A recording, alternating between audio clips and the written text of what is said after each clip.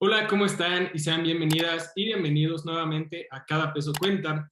Yo soy Emilio Braune y el día de hoy tenemos a una invitada especial. Tenemos a Regina Carrillo, que es analista Equity Research de GBM, y el día de hoy nos va a platicar un poco sobre el tema de los metales, de un poco de cómo va avanzando la economía y pues un par de cosas más. ¿Cómo estás, Regina? Mucho gusto que estés aquí. Mucho gusto, Emilio. Muchas gracias por tenerme aquí. Perfecto. Oye, pues platícanos, no sé si quieras en esta primera pregunta, pues que nos puedas platicar un poquito de qué es lo que tú haces en TVM y a partir de esto, pues migrar al tema principal de la conversación. Seguro. Mira, en el área de Equity Research nos dedicamos a analizar las empresas que cotizan en bolsa aquí en el mercado mexicano. Yo estoy encargada de la parte de metales y minería. Eso quiere decir que yo analizo a profundidad las empresas como Grupo México, Peñoles, Prisco, Outland, que se dedican a la minería de ya sea cobre, oro, plata y demás. Entonces, nuestro foco es darle un precio objetivo al cliente para que decida qué va a hacer con su inversión. Ok, perfecto. Oye, y más o menos dentro de estas empresas, ¿tú qué consideras que es como lo más atractivo de ellas al momento de dar como cierto análisis a la empresa? Lo más atractivo de lo que yo veo en las mineras es que van a formar una parte muy importante de la electrificación de la economía hacia adelante. Es decir, siempre se ha utilizado la minería para temas de construcción, de transporte, de electricidad, pero ahora va a ser más importante que nunca y entonces estas empresas tienen un gran potencial de crecimiento a largo plazo, ¿no? Claro. Y por ejemplo, pues me comentabas que tú te, digamos, enfocabas y tu especialidad era en el oro, plata y cobre. Estos tres metales, ¿qué, o sea, qué es lo más importante de ellos? ¿En dónde los podemos ver con mayor frecuencia? ¿Y qué papel van a jugar de aquí hacia el futuro? Claro, mira, te platico. Podemos empezar con el oro, que es un tema de conversación que ahorita está muy de moda porque se considera que es un activo seguro al que la gente y los inversionistas recurren, por ejemplo, cuando, como en momentos como ahora, donde hay una crisis geopolítica entre Rusia y Ucrania, eh, se llama flight to safety y la gente tiende a irse a metales como el oro. Por otro lado, tenemos la plata, que la plata tiene un componente industrial más grande. Eso quiere decir que conforme en el mundo va avanzando la actividad económica y la producción industrial, la plata avanza con eso y también forma una parte muy importante en tecnología, ¿no? O sea, se encuentra la plata en teléfonos, en computadoras y demás. Y por otro lado tenemos el cobre, que para mí es de estos tres el que tiene más potencial de crecimiento, porque va a formar una gran parte en la electrificación de la economía, es decir, el cobre va a estar usándose mucho en coches eléctricos y mucho en energías renovables, ¿no? Digo, para que te des una idea, un cobre utiliza hasta un coche, perdón, un coche eléctrico utiliza hasta 4 veces más cobre que un coche convencional. Entonces, de ahí que la demanda de cobre va a ser muy importante en la próxima década. Ok, sí, muy, muy interesante. Me imagino que el cobre juega un papel similar al litio, tal vez, en ese sentido. Sí, se parece un poquito. Si quieres, te cuento la diferencia. El cobre sirve sobre todo como conductor de electricidad. Eso quiere decir que hay alrededor de 1 kilómetro de cable de cobre en un coche eléctrico porque necesita mandar la energía de aquí para allá, ¿no? Y en cambio, el litio, por ejemplo, forma parte de la batería del coche. Entonces, en la batería del coche se va a usar hacia adelante muchísimo litio, níquel, cobalto y manganeso. Ok, sí, y bueno, de lo que nos comentabas al principio, pues empresas como Peñoles, por ejemplo, yo por ahí leí un dato que de los países con mayor riqueza en metales, como el cobre, la plata, el oro, son países, por ejemplo, como México, como Chile, como Bolivia. Pero dentro de México, ¿tú ves alguna aplicación del cobre fuera de los autos eléctricos? O sea, ¿cuál sería el proceso para la electrificación de la economía, como lo comentas? O sea, ¿cuáles son los pasos a seguir hacia adelante? Mira, los pasos a seguir, algo muy importante para que avancemos hacia una economía más verde son las fuentes de energía, es decir, de dónde sacamos fuentes para producir, como lo son la energía solar y la energía eólica.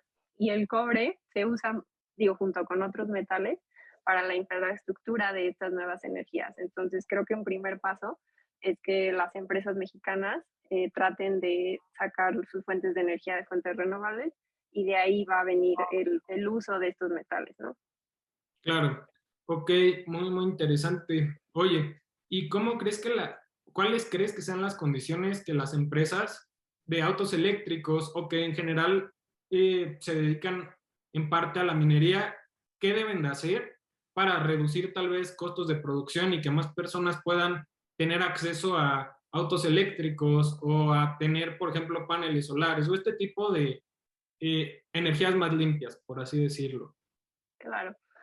Pues mira, te platico, se espera que el consumo de carros eléctricos se triplique para 2025 y que crezca hasta 10 veces para 2030.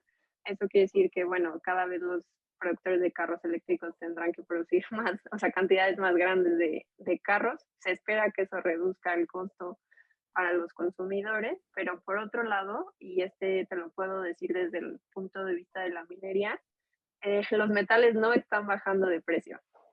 Desde la pandemia, a raíz de que se elevó mucho el apetito del consumidor por energías limpias, también se subió mucho el costo de los metales, ¿no? O sea, hoy estamos viendo precios históricos en el oro, en la plata, en el cobre, y eso pues eleva el costo para los productores de carros eléctricos.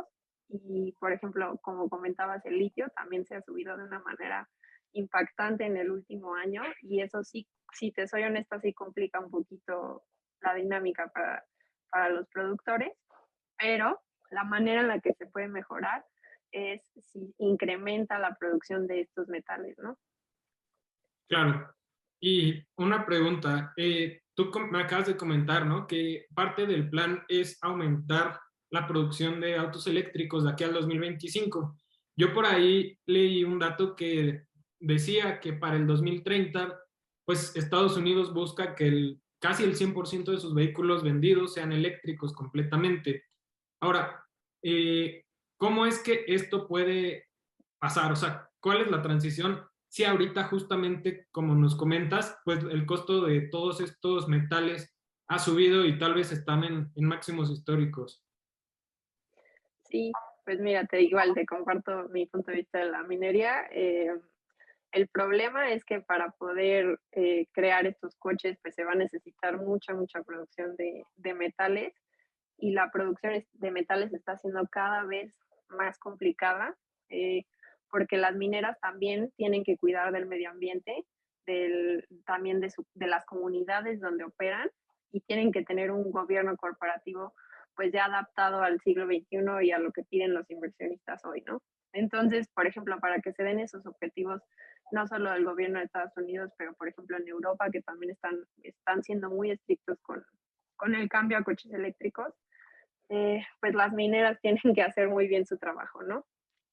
Las mineras tienen que cuidar mucho de ellos de dónde sacan sus fuentes de energía, porque para producir metales se necesitan grandes cantidades de agua, grandes cantidades de electricidad y a su vez también generan muchas emisiones de carbono, ¿no? Entonces ahorita el foco de estas empresas es cuidar de su medio ambiente y también se está convirtiendo en un tema muy polémico el factor social. A veces las comunidades, esto es muy sonado, por ejemplo, en el caso de Perú, se oponen a que las mineras produzcan en las regiones donde ellos viven, justo porque por temas de agua, por temas de luz, y se está convirtiendo en un factor que está retrasando proyectos y las mineras lo tienen que manejar muy bien para poder producir estos metales tan solicitados hoy en día, ¿no?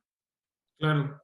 Oye, y bueno, en este canal, por ejemplo, he platicado de algunas formas, de algunos ETFs en el que puedes invertir, por ejemplo, en energías limpias con un ETF que se llama QCLN o en semiconductores con un ETF que se llama SOX, pero también platícanos cómo podríamos invertir en esta transformación y específicamente en los metales. Claro. Pues mira, los metales casi todos cotizan en el mercado como commodities, es decir, son, vaya, independientes. Tú puedes invertir en cualquiera de estos metales. También se podría a través de ETFs, o sea, donde tengas tu convicción de que este metal va a crecer. Te digo, en mi caso y en mi experiencia, el que yo creo que tiene una gran década hacia adelante, digo, esto no lo exime de volatilidad, es el cobre.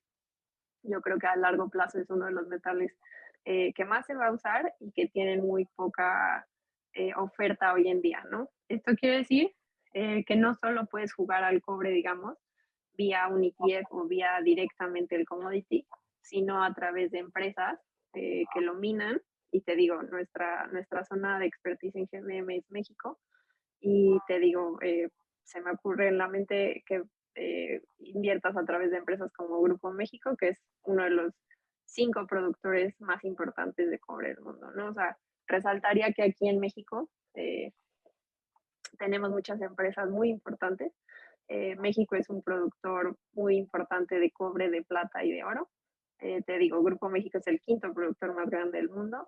Y Fresnillo, bueno, Peñoles a través de su subsidiaria Fresnillo es el productor primario de plata igual, más importante del mundo. Entonces, lo que te diría es no solo volteemos a ver ETFs extranjeros, volteemos a ver las empresas aquí mexicanas que están haciendo su trabajo muy bien. Claro, sí, definitivamente también es algo que podríamos considerar. Y digo, una gran ventaja que tienen estas empresas es que el costo de adquisición para las personas o los inversionistas es mucho más reducido y mucho más accesible para todo tipo de carteras, a ahorrar tal vez 150 o $200 para adquirir un ETF, ¿no? En este caso creo que Exacto. podría ser una forma mucho más accesible. Tal vez podría estar como, ¿cómo decirlo? Como un poco más abierto a volatilidad por el hecho de enfocarse en una sola empresa, pero también eso puede brindar pues un beneficio mayor en caso de que todo salga acorde al plan, ¿no? Exacto, y también creo que reduces un poquito la exposición dependiendo de la empresa que escojas, porque hay varias que producen distintos metales, ¿no? Entonces, por ejemplo, en Peñoles, que tienes oro y plata, pues no depende solo del oro, solo de la plata, ¿no? Eh, pero sí es mucho menor el costo aquí en México y hay bastantes opciones. Así es. Regina, igual pues, no sé si quisieras platicarnos, ya nos platicaste que tú crees que el metal que va a tener un mejor desempeño, tal vez a lo largo de la década, obviamente con cierta volatilidad como todo. ¿Qué otro metal a ti te llama la atención? O en GBM, ¿qué es lo que ustedes han visto y han analizado que les llame la atención? Pues mira, recientemente estuvimos también volteando a ver al litio, como bien lo platicabas. En el litio no tenemos tanta historia de expertise como en el cobre, porque no hay una empresa en México que hoy en día mine litio, pero es una dinámica muy interesante porque el litio se mina de una forma un poco distinta a los metales, digamos, tradicionales.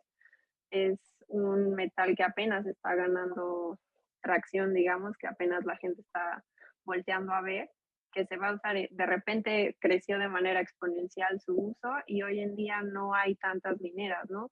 Que lo estén produciendo y eso implica la enorme subida en costos que ha visto durante el último año. Un factor importante, de igual te digo, en México la verdad es que las reservas de mineral son enormes, entonces en México hay un gran potencial para minar el litio, pero todavía hoy en México no hay una empresa que lo produzca. Así es. Igual, pues cuando comenzó la pandemia, yo recuerdo que muchas empresas, digo, en marzo pues hubo una gran corrección en muchas de ellas, pero yo recuerdo que también las empresas que se dedicaban a la venta de estos metales o a la venta de todos estos semiconductores o como le podamos decir, pues tuvieron un crecimiento importante que tal vez no se veía como visto en el precio, no se veía reflejado, pero cuando tú veías el balance general de muchas empresas, podrías darte cuenta de cómo es que el volumen haya crecido de forma monstruosa. Y yo creo que también este sería el caso del cobre a futuro, ¿no? Tal vez empresas como Peñoles o diferentes como Grupo México, tal vez no reflejan el precio todavía, pero pues hay que recordar, y yo siempre me gusta recordarle a la audiencia que el mercado muchas veces es irracional y tal vez no, todavía no se ve reflejado en el precio, ¿no? O sea, por más que el fundamental esté ahí, puede ser que ahorita estés comprando a cierto precio cuando el valor intrínseco tal vez es más alto, ¿no? Sí, sí, lo pones muy bien. A mí me gusta decir que el mercado actúa primero y piensa después, ¿no? Entonces, como dices, en marzo del 2020 hubo una reacción, en mi opinión, irracional, que se bajaron los precios de tanto de los metales como de los commodities, las empresas.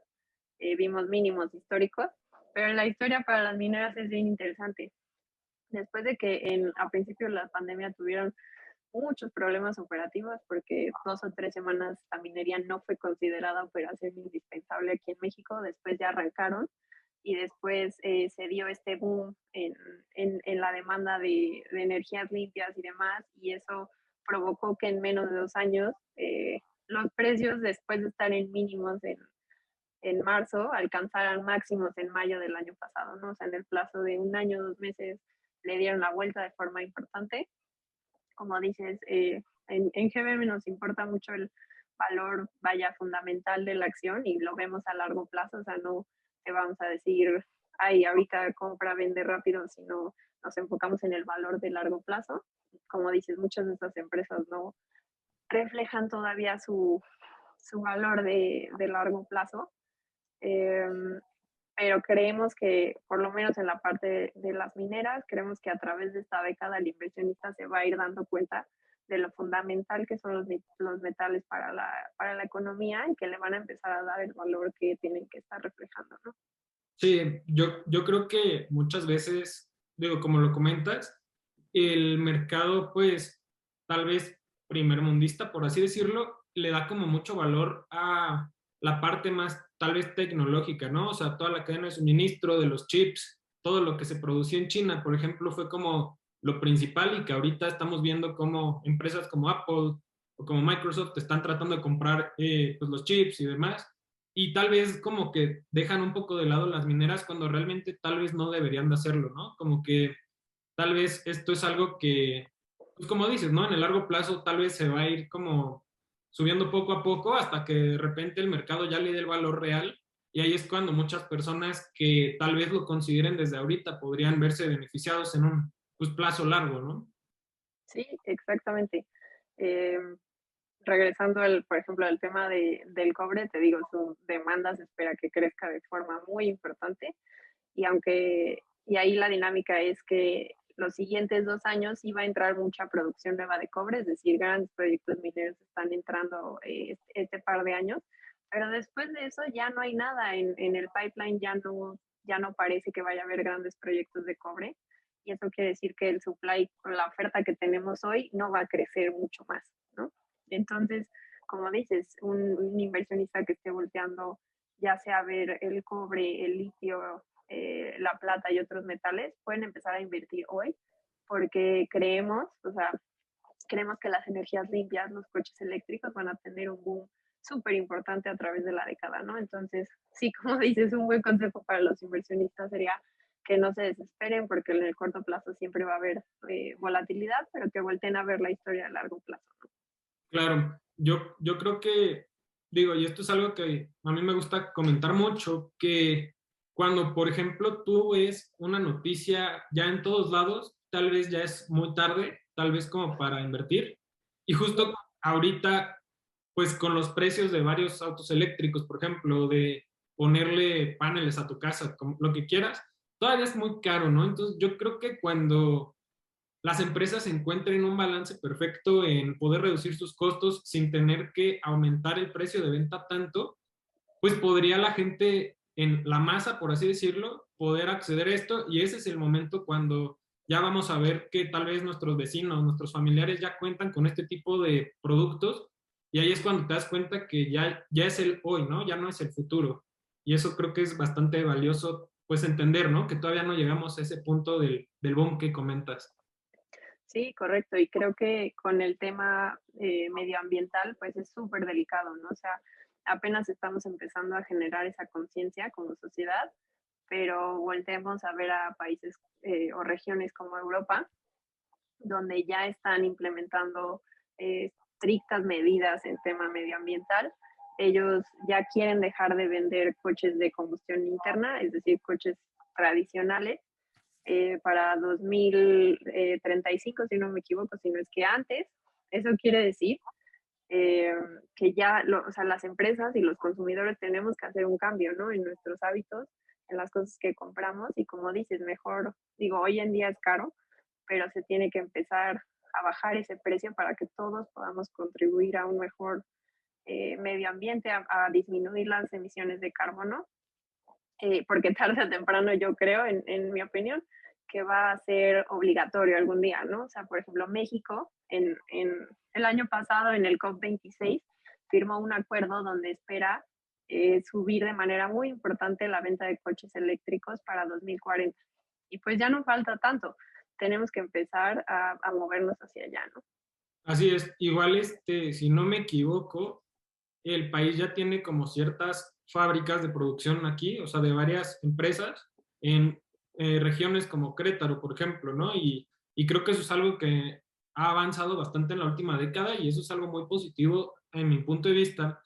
Pero igual lo que comentabas al principio, ¿no? Que ahorita estamos tal vez en máximos históricos y yo lo que le diría a la gente que tal vez a partir de esta conversación le nace como cierto interés de investigar, pues tal vez se tope con que sí estamos en máximos históricos, pero yo lo que les diría es que cuando tú ves las gráficas, un máximo histórico de ahorita tal vez puede ser un mínimo en 5 años. Entonces, eso es algo que tienen que tener muy en cuenta y que no psicológicamente piensen que algo está caro y eso no va a dejar de crecer, ¿no? Eso es algo que año con año nos damos cuenta en los diferentes índices y que sigue todo avanzando.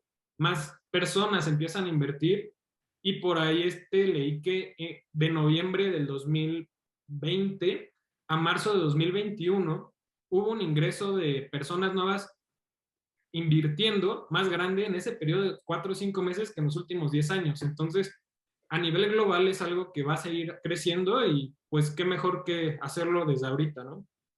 Así es.